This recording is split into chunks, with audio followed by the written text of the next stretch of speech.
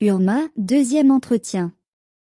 Éthique, morale et mode de vie des félins interstellaires et conseils pour vous tous. Bonjour à nouveau. Merci d'être ici avec moi une fois de plus. J'espère que vous allez tous très bien. Je m'appelle Maris Varou.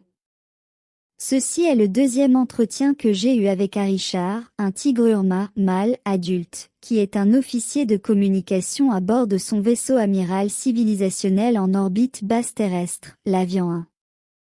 Les urmas sont essentiellement de gros félins comme on le voit sur Terre, une tête de chat avec un corps de chat, comme on pourrait s'y attendre et non pas comme cela a été souvent représenté ailleurs, avec un corps humain et une tête de chat. Ils sont anatomiquement très proches des lions, des tigres, des léopards, etc., comme on voit sur Terre. Mais avec quelques différences importantes, comme des mains plus complexes avec un pouce opposé. Quelques différences anatomiques au niveau de leurs épaules, leur permettant un meilleur mouvement des bras et des changements dans l'anatomie de leurs jambes et de leurs hanches qui leur permettent de se tenir debout et de marcher sur deux jambes confortablement, bien que les urmas puissent toujours courir et se battre en utilisant leurs quatre membres, comme le fait un gros chat ordinaire sur Terre. Ils ont toujours une colonne vertébrale longue, apte au saut, et de puissantes pattes courtes de chat. Veuillez garder à l'esprit que je dois traduire cet entretien en anglais, donc une grande partie des mots sont les miens, mais je fais de mon mieux pour conserver toute son essence, ses concepts et ses idées, tels que le grand chat les a exprimés. La traduction en anglais est plutôt difficile, non seulement en raison des limites des deux langues, mais aussi parce que le tigre n'a pas de lèvres humaines, il parle donc souvent de manière bizarre, incapable de prononcer des lettres comme M, P, B ou V, et en exagérant les lettres O, G et surtout, R, ce qui le rend souvent difficile à comprendre. Il ne se réfère pas aux autres urmas ou à lui-même comme en tant que personne, comme nous le faisons. Il les appelle félins. Sa voix est profonde comme le tonnerre, se terminant par des sons de réverbération ou de grognement, et il parle de manière posée et contrôlée, donc la voix que j'ai choisie pour le représenter ici est la meilleure que j'ai pu trouver. L'entretien. Bonjour, Harry, comment allez-vous? Merci de me permettre de vous interviewer une fois de plus. Comme première question, pourriez-vous s'il vous plaît dire à notre public à quoi vous ressemblez et quelle est votre taille? Bonjour Marie, vous êtes la bienvenue. Je suis Arichar de l'Avian Vega. Je suis l'un des félins qui travaille dans le centre de communication de mon vaisseau royal. Ma race est celle des tigres orange urma, dans votre langue, et je mesure 10 pieds 6 pouces, pieds nus, jusqu'à la pointe de mes oreilles, et je pèse 698 livres. Autrement dit, 3 mètres et 23 centimètres de haut. Et je pèse 317 kilogrammes. Je veux centrer cet entretien sur votre éthique, vos concepts et modes de vie urma afin qu'ils puissent être mieux compris par la population humaine. Beaucoup de gens sur Terre pensent que le peuple urma vénère une divinité appelée le chat cosmique, comme leur religion. Quelles sont vos pensées et vos perspectives à ce sujet? Je vous en prie. Je ne connais pas le concept du chat cosmique. Je ne connais aucun urma qui vénère une divinité, c'est une pensée humaine, et de toute façon tous les urmas sont des chats cosmiques. Je ne suis pas au courant d'une quelconque divinité chat cosmique, j'ignore de quoi vous parlez. Peu importe, merci Harry. Pourriez-vous s'il vous plaît décrire les concepts de base de l'éthique suivie par le peuple urma?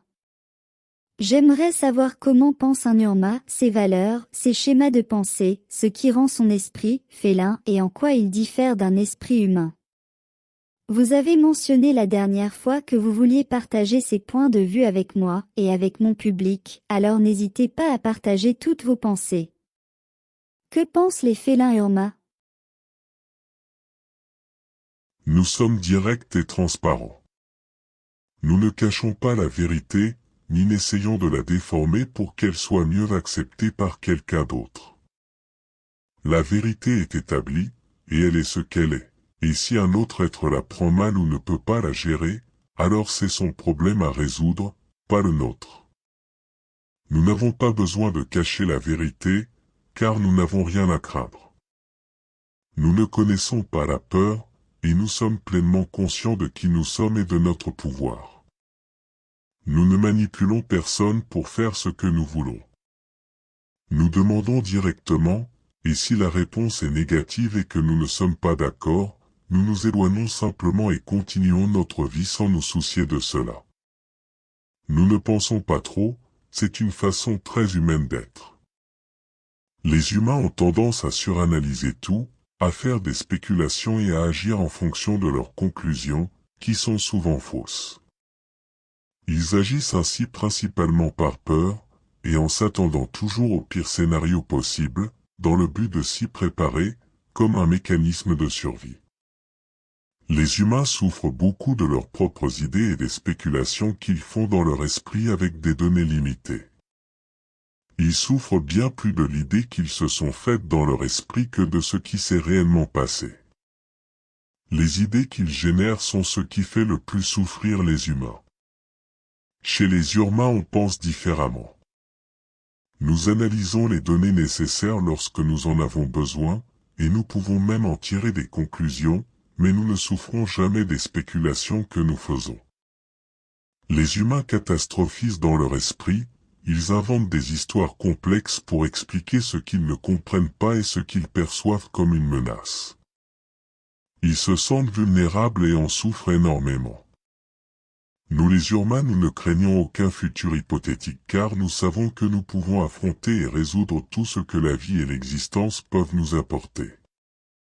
Nous vivons dans le présent et nous profitons de notre bien-être tel qu'il est maintenant, avec une confiance totale en notre invulnérabilité. Nous ne voyons donc aucun intérêt à nous inquiéter de spéculations vides, d'histoires ou de résultats négatifs prévus, car nous affrontons la vie avec audace et une confiance féline. Notre mode de vie et notre philosophie sans peur sont au cœur de chaque humain. Comme nous n'avons peur de rien, nous ne manifestons aucune de ces peurs, ce qui ne fait que nous rendre plus forts et nous permet de prospérer en tant qu'individu et en tant qu'espèce. Cette philosophie sans peur nous a valu le statut de prédateur suprême et d'espèce dominante dans cette seule galaxie. Nous aimons nos épées, et nos armes, avancées ou anciennes, non pas parce que nous aimons la violence, mais parce que cela nous donne la force et la confiance nécessaires pour affronter tous les défis auxquels nous pourrions être confrontés. Nous résolvons d'abord nos besoins et nos problèmes personnels, avant ceux des autres, et cela pourrait même être considéré comme une attitude narcissique du point de vue et de la perspective humaine. Nous recherchons d'abord notre confort et nos intérêts, car nous savons que la seule façon d'aider véritablement les autres est lorsque nous sommes dans une position de force, lorsque nous avons et vivons avec stabilité dans nos vies. Nous ne pouvons aider les autres que lorsque nous avons une clarté de pensée et d'esprit. Il est inutile d'essayer d'aider les autres lorsque nos esprits sont encombrés et inattentifs, car cela engendre des erreurs de jugement et de mauvaises décisions. Nous nous aimons d'abord, en tant qu'individus humains et en tant que race, nous sommes fiers, et ne souhaitons jamais être quelqu'un d'autre que qui nous sommes. Nous considérons notre culture et les autres humains comme des extensions de nous-mêmes, donc ce que nous faisons pour aider les autres, et ce que nous voulons pour nous-mêmes en tant qu'individus. Lorsqu'une culture entière voit et agit de cette façon, et adopte notre attitude d'absence de peur, et notre clarté de pensée et d'idées, une telle culture prospérera comme aucune autre. Notre mentalité est de suivre qui nous sommes, de suivre notre guidance féline interne. Nous ne pouvons donc jamais suivre les règles et les intérêts des autres, sauf si cela va dans notre intérêt. Comme nous considérons tous les autres félins comme des extensions de nous-mêmes, nous considérons également les autres races et les personnes que nous aimons, comme faisant partie de nous-mêmes. Ce que nous aimons, nous le faisons nôtre, et nous le protégeons comme faisant partie de nous-mêmes, peu importe s'ils sont également félins ou non. Nous sommes des personnes extrêmement loyales et notre honneur en tant que félins passe avant tout. Notre parole est ce que nous sommes, et nous la respectons comme nous nous respectons nous-mêmes. Vous devez d'abord apprendre à vous respecter vous-même avant d'attendre d'être respecté par les autres.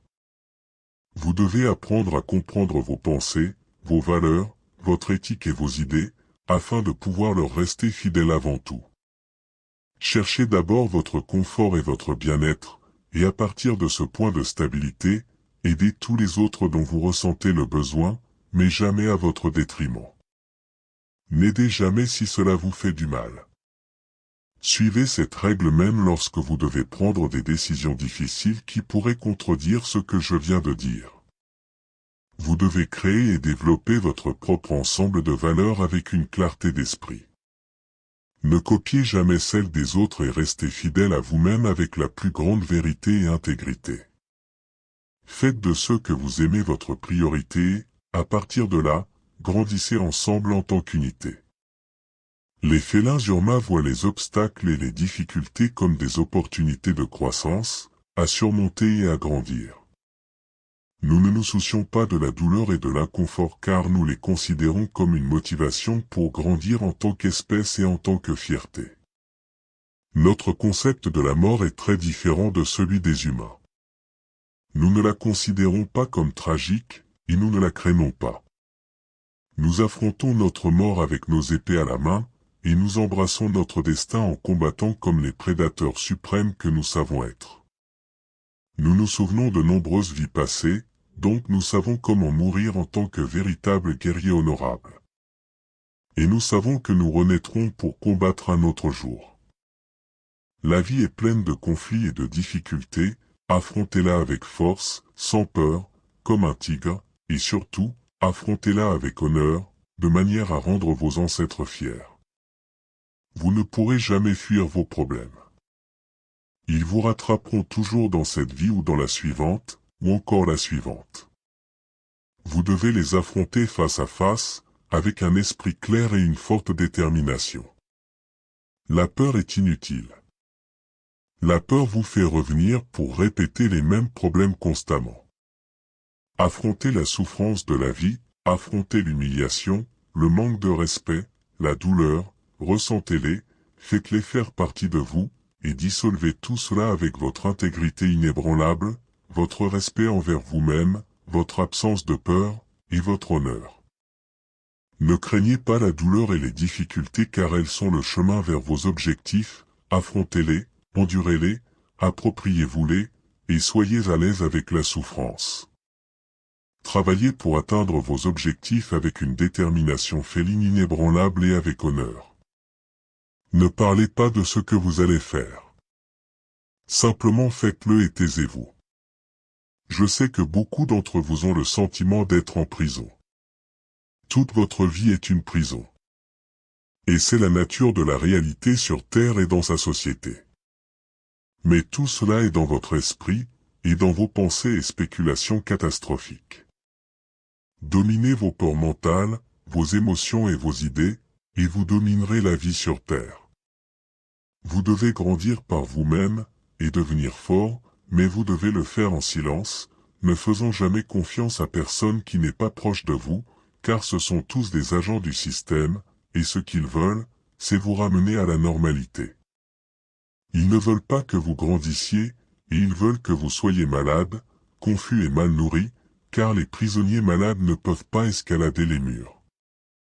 Rappelez-vous une chose à propos de la planète Prison Terre, elle est principalement dirigée par d'autres prisonniers qui obéissent à d'autres prisonniers uniquement par ignorance, confusion et peur, et si suffisamment d'entre eux en sont conscients, alors tout le système s'effondrera. Les félins Urma sont des êtres émotionnels, mais nous utilisons nos émotions à notre avantage et non à notre détriment. La clarté de la pensée, la conscience de soi, et le respect de notre intégrité et de notre honneur, sont ce qui nous permet de contrôler et d'utiliser ces émotions à notre avantage. Portez-vous bien, soyez sans peur et soyez forts. Et un gros câlin de tigre. Merci Harry pour votre message et vos perspectives. Harry a accepté de transmettre ses messages à travers moi et ma chaîne régulièrement, chaque fois qu'il le souhaite donc s'il vous plaît attendez-vous à plus de la part d'Harry dans un proche avenir. Merci d'avoir regardé ma vidéo, d'avoir liké et de vous être abonné pour en voir d'autres. Et j'espère vous revoir ici la prochaine fois. Portez-vous très bien et prenez soin de vous. Avec beaucoup d'amour, votre amie Marie Svaro.